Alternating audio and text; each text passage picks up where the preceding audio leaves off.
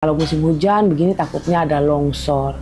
Ya, seperti itu. Jadi harus berhati-hati banget sahabat-sahabat saya, seperti di daerah Sukabumi, Bandung, Puncak, setelah itu Malang. Ya, perlu berhati-hati banget. Kayak itu Semarang, kayak yang saya lihat sih Semarang kan banjir di akhir tahun. Setelah itu Jakarta juga ada banjir. Setelah itu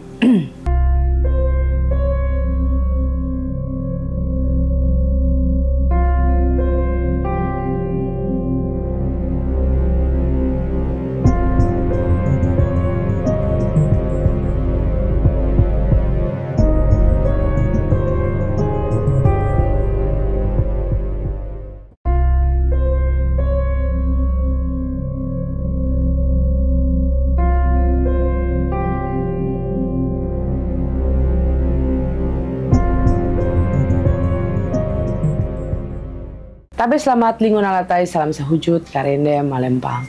Nah, kalau persiman dia yang menyukai batnya YouTube-nya di Wirantar Intan, sekarang saya lagi mau membahas masalah sekarang kita di akhir tahun 2025.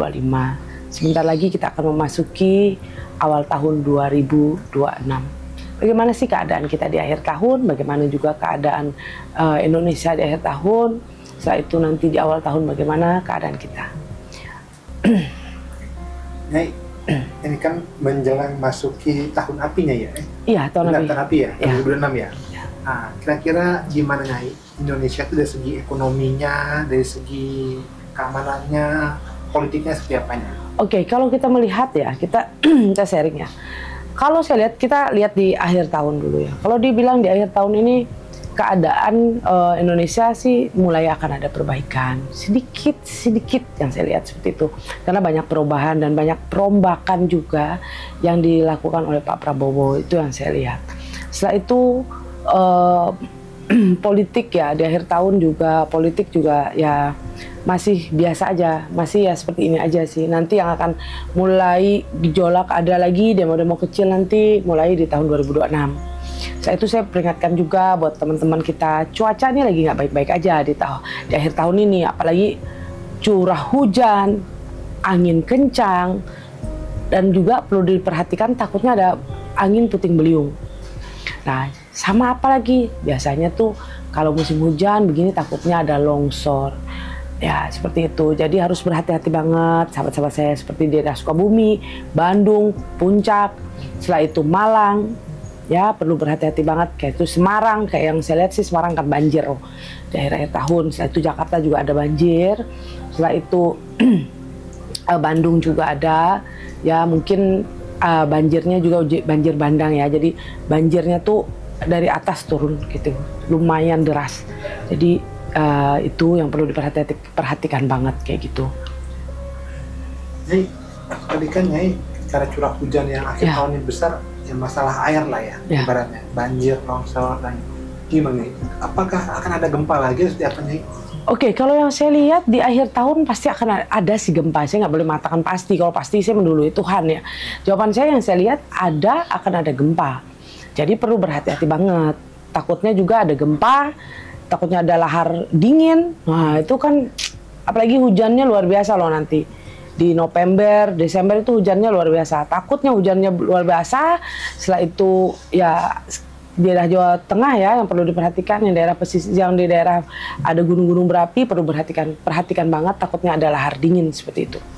Berarti bisa dimulai masuk tahun api ini, di akhir tahun ini mulai aktif dong beberapa gunung itu. Iya, yang saya lihat seperti itu. Juga berpengaruh ke tahun apinya, jadi lebih aktif lagi. Iya, energi api lumayan besar di tahun 2006. Jadi cuaca juga panas, takutnya ada kebakaran juga yang lebih besar, seperti itu. Berarti tadi kan itu beberapa bencana alam yang diwaspadainya ya? Ya. Nah, tadinya kita balik lagi ke masalah ekonomi Indonesia gitu. Kalau di akhir tahun tadi kan Nyai bilang sudah ada perbaikan. Ya, sedikit-sedikit. Apakah ini pengaruh juga dari Pak Purbaya Nyai yang menggantikan Menko yang sebelumnya Nyai? Kalau dibilang ada pengaruh dari Pak Purbaya, mungkin adalah pengaruh ya untuk perekonomian ya. Walaupun pengaruhnya masih sedikit karena dia juga masih baru ya, kayak gitu. Tapi juga kan lihat kan ada beberapa menteri juga yang kurang populer di kalangan masyarakat. Apakah nanti akan direshuffle Nyai oleh Pak Prabowo di tahun depan? Cuman saya mungkin ada perubahan lah, di tahun depan pasti ada reshuffle. Ada yang diganti sih, beberapa lah. Beberapa yang diganti. Ya. Jadi ekonomi Indonesia memasuki tahun api akan seperti apa Nyai? Perekonomian Indonesia jawaban saya mulai akan membaik. Ya, cuman akan sedikit, politik itu akan sedikit memanas. Politik akan sedikit memanas nantinya. Jadi ya perlu berhati-hati banget lah ya, takutnya nanti saling saling lempar, yang saya lihat seperti itu. Jadi tadi kan selain bencana alam di akhir tahun dan politik juga nggak terlalu panas, tapi diwaspadai. Apa lagi Nyai yang perlu kita warning nih Nyai memasuki awal tahun? Awal tahun yang perlu diperhatikan ya jawaban saya sih bencana alam ya. Ya itu bencana alam lah, perlu diperhatikan banget di tahun ini. Itu bencana alam yang di akhir tahun tuh lumayan banyak sih. Nah, ini kan unsur apa? Ini bilang kan ada unsurnya api sama logam. Air. Ini gimana Nyai? Unsur-unsur itu untuk yang tahun lahirnya seperti apa Nyai? Harus diwaspadai. Oke, yang perlu diwaspadai itu sebenarnya tahun logam ya. Orang yang berunsur logam tahun depan tuh perlu diperhatikan banget, harus waspada karena biasanya karena keuangan nggak baik-baik aja, kesehatan juga tidak baik-baik aja, permasalahan cinta juga tak baik-baik aja. Yang aman unsur apa Nyai? Maksudnya api? Yang aman unsur kayu.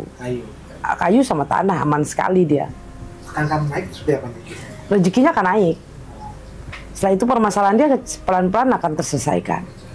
Oke, untuk seorang unsur air bagus nggak tahun depan? Jawaban saya sih bagus aja, oke lah ya. Tapi dia dapat uang banyak, tapi pengeluarannya lumayan besar. Dan dia juga tahun depan tuh orang air,